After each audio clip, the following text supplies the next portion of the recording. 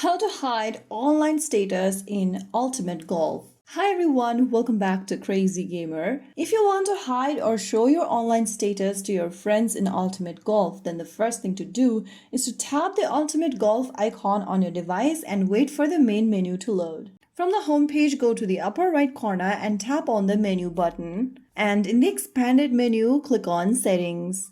Inside the settings menu that appears on the screen, scroll down and look for Show Status to Friends option. If that is turned on, then you'll be showing your status to friends. If you want to turn that off, toggle the switch right next to it. And once you have that off, you'll be able to hide your status in Ultimate Golf. Now once you are done, exit the screen and you have successfully turned on or off the hide status option to your friend. So if you found the video helpful, don't forget to like, share, and subscribe to our channel. I will be back again in the next video. Thank you for watching.